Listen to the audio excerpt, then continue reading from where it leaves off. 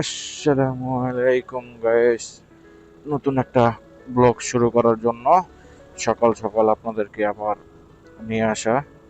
মেয়ের স্কুল ছুটি দিয়েছে, তো এই উপলক্ষে একটু মেয়েকে নিয়ে ফ্যামিলিকে নিয়ে ঘুরতে যাওয়া, যাতে তাদের মন মানসিক ভালো থাকে। তো রাইট নাও এখন আছি আমি শলমাসি, বড় শলমাসি। বড় শলমাসি হয়ে আমি সামনে দিয়ে ডান দিক দিয়ে আমি আরিচা মহাসড়ক উঠে যাব। দেন তারপরে কোনো এক পাম্প থেকে কিছুটা তেল ভরতে হবে। কোনো এক পাম্প থেকে তেল ভরে নিয়ে দেন আমি আমার গন্তব্য, আজকের গন্তব্য হলো পাবনা। আমার আম্মু ভাইগনা অলরেডি ওখানে বেড়াইতেছে আজকে 8-10 দিন ধরে। তো এখন তাকে নিয়ে আসতে যাওয়ার দরকার ছিল আমার। তো দেন ভাবলাম এক ফ্যামিলি ওখানে আর এক ফ্যামিলি বাসায়, তো সবাইকে নিয়ে একটা ট্যুর দিয়ে দিই আর আপনাদের সাথে শেয়ার করি।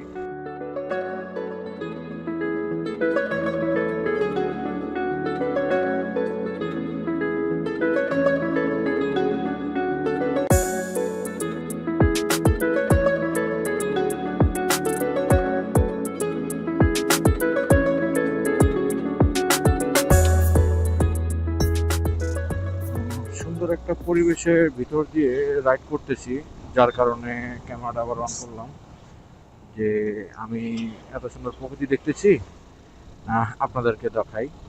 এখন 9টা 6 বাজে।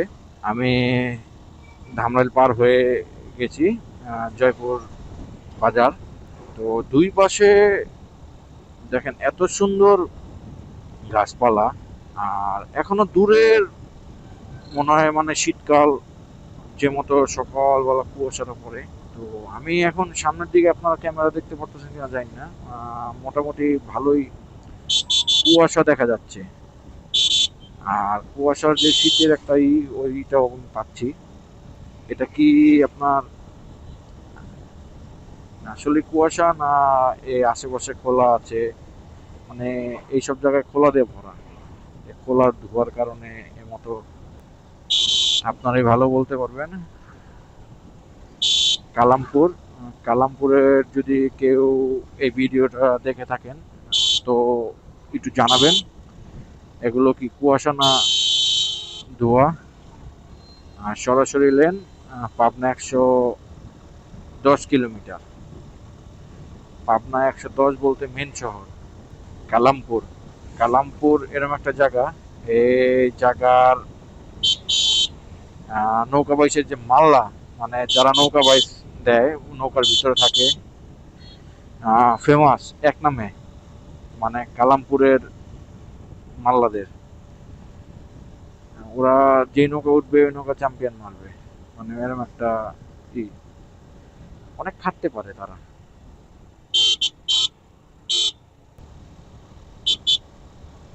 ঢাকা শহর এখন গাড়ি বাড়ি মানে ঘর বাড়ি বানাইতে বানাইতে প্রতিযোগিতা। আর গ্রাম অঞ্চলে এখনো আপনার মনে করেন যে এখনো ঘর বাড়ি, তারপর আপনার গাছ, ওরা ওদের মতো ঠিকই রাখে। সামনের ফোর বির বড় ওইটা আমার সাথে সাভার থেকে রাইড করতেছে, কখনো একবারে সামনে চলে যায়, কখনো আবার স্লো করে দেয়। সুতিপাড়া, আর সুতিপাড়ার কোনো ভাইরা ভিডিওটা দেখে থাকলে জানাবেন আপনাদের এই এলাকার মানে ঘোরার মতো কোনো জায়গা বা কিছু আছে কিনা। মানিকগঞ্জ বাস স্ট্যান্ড 16 কিলোমিটার, আর 16 কিলোমিটার গেলে মানিকগঞ্জ বাস স্ট্যান্ড।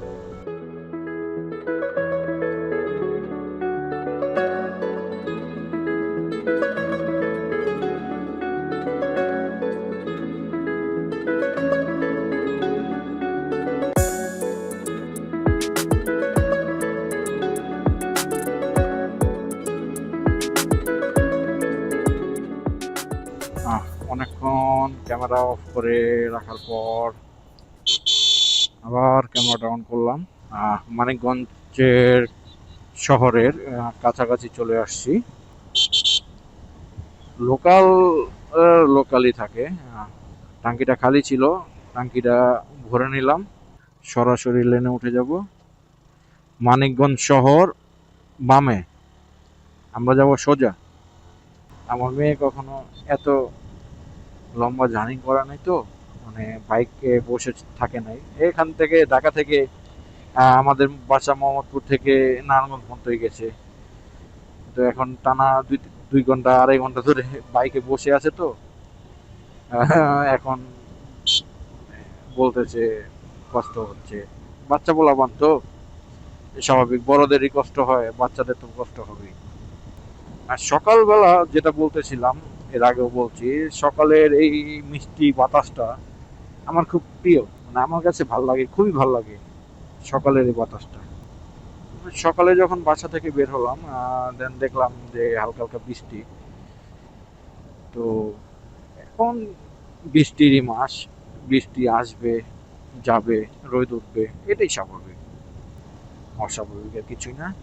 ঠিক আছে, তো দেখতে থাকুন। আহ, আবার ক্যামেরাটা অফলাইনে চলে যাচ্ছি, আবার অন করব।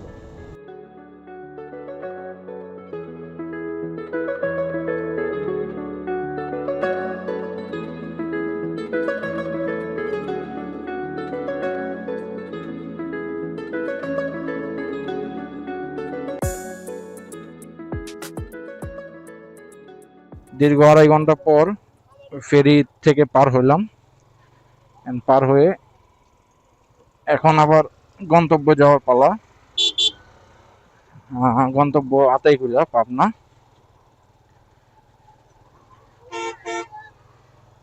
এটা আপনার কাজিরহাট। অনেকটা সময় ফেরিতে বসে থাকা অনেক বিরক্তক একটা জিনিস। উপরে একটা চার দোকান আছে, কিন্তু ওদের চা কফি বলতে গেলে ফেরিতে সবকিছুই আপনার রেট বেশি। দাম থেকে 5 টাকা 10 টাকা বেশি নিবে আপনি যেটাই খান। মেন রাস্তায় উঠে গেলাম। এখান থেকে ম্যাপে দেখাচ্ছে 52 মিনিট, 38 কিলোমিটার আতাইকুলা বাজার। তো 58 মিনিট এবং 51 মিনিট, তো ওটা আপনার একটু বেশি হবে, কেননা এক লেনের রোড তো, মনে রোড, যার কারণে মনে করেন গাড়ি ঘোড়ার চাপ, মানে সেফটি ফার্স্ট ধরতে গেলে নিজে ভালোভাবে চালাবো, কেন যেহেতু ফ্যামিলির সাথে।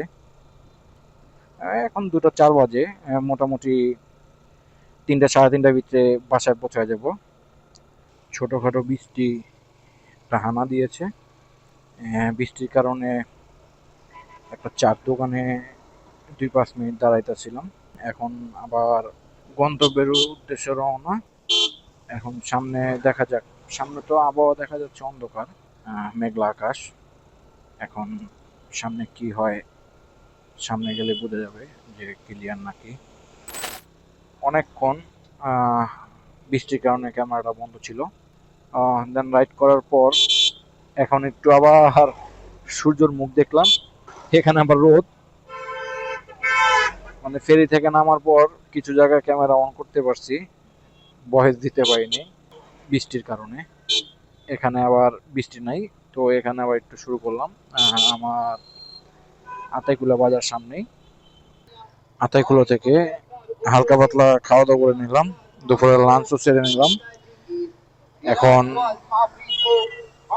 আতাইকুলা থেকে বের হয়ে ডাইরেক্ট চলে যাব তাঁতিবন্ধ, বাম দিক দিয়ে ঢুকে যাব।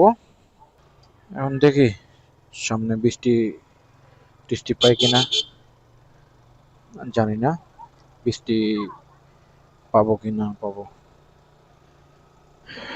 অনেকটা সময় ধরে বৃষ্টিতে ভিজছি তো, এখন যখন গাড়িটা টান দিচ্ছি তখন হালকা বাতাসে শরীরটা কাঁপতেছে, ঠান্ডা ঠান্ডা।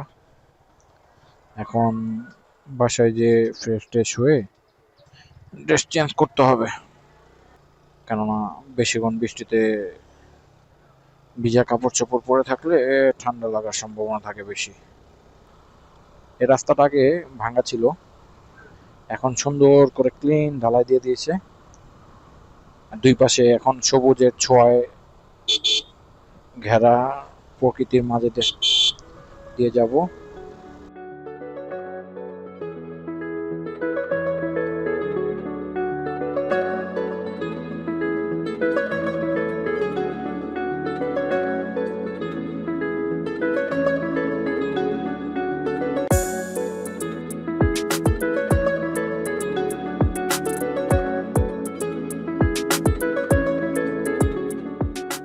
এই রোডটায় আমি যখন আমার বাইক ছিল না বা বাইক হওয়ার পরে নিয়ে দুইবার আসা, যতবারই আসি না ততবারই আমার খুবই মানে সুন্দর লাগে।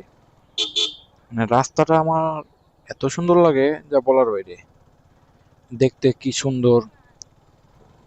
বাট যাদের কমপ্লিট হয়ে গেছে রাস্তার উপরে ধইঞ্চা শুকাইতেছে মানে হোমলি, যেটাকে বলে সবাই চিনবে না হয়তো, পাটের ছোলা, মানে পাটের এটা পাট হলো এটার আঁশ, আর এটা হলো পাটের অরিজিনাল ইটা, লাঠিটা। রাইড করতে করতে আমার গন্তব্যে চলে এসেছি। এখন আমি বামে নেমে যাব। মাটির রাস্তা হইলে যাওয়া হে